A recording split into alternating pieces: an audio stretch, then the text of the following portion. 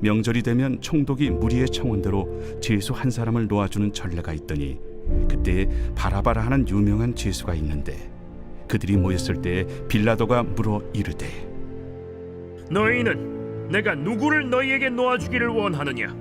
바라바냐? 그리스도라 하는 예수냐?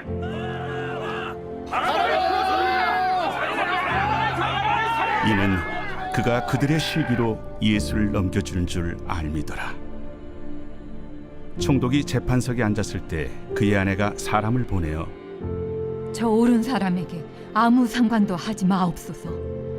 오늘 꿈에 내가 그 사람으로 인하여 애를 많이 태웠나이다. 대제사장들과 장로들이 무리를 권하여 바라바를 달라하게 하고 예수를 죽이자 하게 하였더니 둘 중에 누구를 너희에게 놓아주기를 원하느냐? 바라바로소이다. 그러면 그리스도라 하는 예수를 내가 어떻게 하랴? 십자가에 못 박혀야 하겠나이다. 어찌미냐? 무슨 악한 일을 하였느냐? 그들이 더욱 소리질러 이르되 십자가에 못 박혀야 하겠나이다. 빌라도가 아무 성과도 없이 도리어 밀란이 나려는 것을 보고 물을 가져다가 무리 앞에서 손을 씻으며 이 사람의 피에 대하여 나는 무죄하니 너희가 당하라.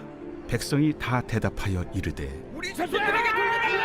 그 피를 우리와 우리 자손들에게 돌릴지어다.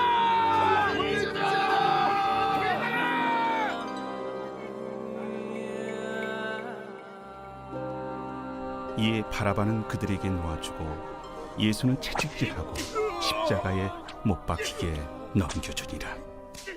오늘 본문의 내용은 예수님께서 이제 빌라도의 재판에서 사형 선고를 받으시고 십자가에 못 박혀지도록 넘겨지시는 내용입니다. 그 시대에는 명절이 되면 유대 총독은 무리가 원하는 죄수 하나를 놓아주는 전례가 있었다라고 기록하고 있습니다. 빌라도는 마침 바라바를 데리고 있는 상황에서 누구를 놓아줄지를 묻습니다. 무리들은 예수님이 아닌 바라바를 놓아주고 예수님을 십자가에 못 박으라고 소리칩니다. 빌라도는 무리가 예수님을 시기했기 때문이라는 것을 잘 알고 있지만 하지만 밀란이 날 것을 두려워서 예수님을 십자가에 못 박도록 넘겨주고 있습니다.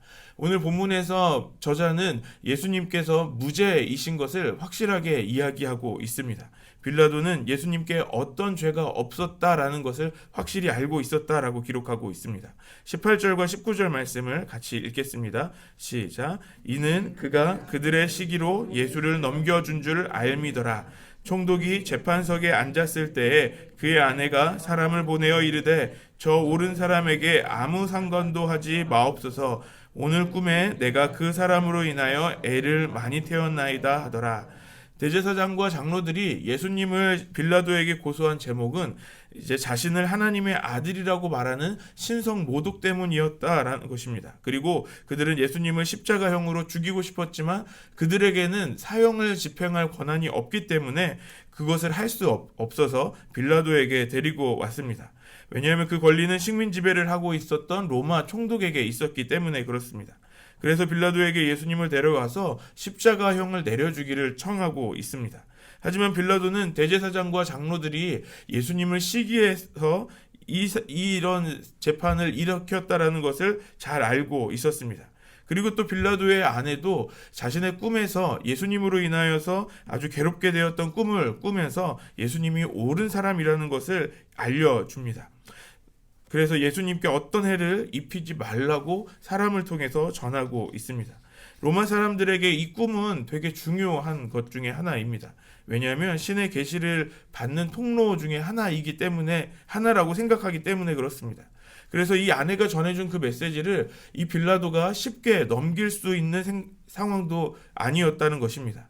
그런데 어떻게 보면 빌라도는 올바른 결정을 바로 이때 했어야 될지도 모릅니다.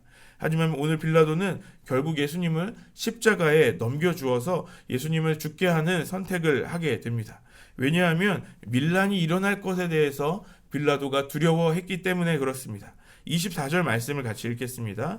빌라도가 아무 성과도 없이 도리어 밀란이 나려는 것을 보고 물을 가져다가 무리 앞에서 손을 씻으며 이르되 이 사람의 피에 대하여 나는 무죄하니 너희가 당하라.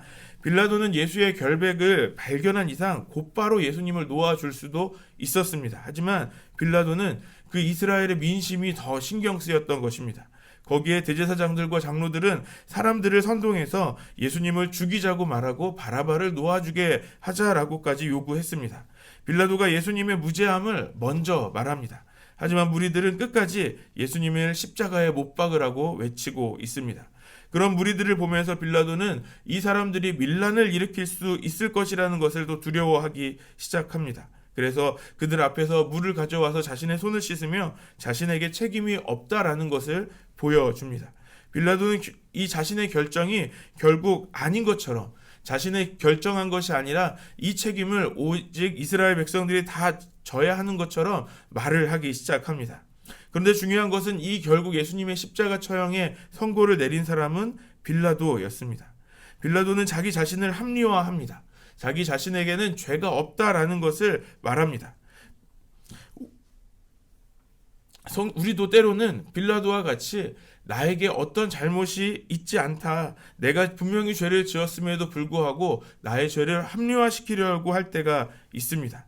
예를 들면 우리가 어떤 잘못을 했을 때, 직장에서 어떤 잘못된 일을 할 때 내가 그것을 스스로 책임지기보다는 다른 사람의 잘못으로 핑계를 댈 때가 있는 것입니다. 상사 때문에 어쩔 수 없이 했다라고 말할 수 있는 그런 경우가 있는 것이죠. 내가 살아남기 위해서는 그것이 분명한 죄일지라도 어쩔 수 없었다라고 말할 때가 있다는 것입니다. 하지만 우리가 잘 알고 있는 것처럼 죄는 합리화할 수 있는 것이 아닙니다. 죄는 우리가 그것을 인정하고 회개해야 할 것입니다. 우리가 죄를 선택하는 것이 아닌 하나님이 기뻐하시는 것을 우리는 선택할 수 있도록 지혜를 구해야 하는 것입니다. 우리가 지혜를 구할 때 하나님께서는 우리에게 그 지혜를 주십니다.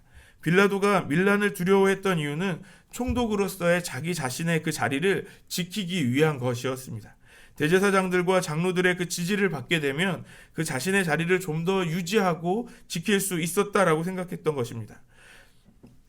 그래서 자신과 상관없는 그 예수님을 희생시키면서 자신의 기득권을 지키려고 했습니다. 하지만 빌라도는 자신의 그 기득권을 그렇게 오래 지키지는 못하게 됩니다. 빌라도는 주후 36년에 다시 로마로 소환되고 유배되어서 유배를 당하게 됩니다. 그렇게 된 이유는 전승에 의하면 사마리아 사람들을 학살한 그 사건에 대한 재판을 받으러 로마로 갔기 때문에 그렇습니다. 그렇게 로마로 가던 중에 그 당시 황제였던 티베리우스가 그 재판을 해야 되는데 그 사이에 죽게 됩니다.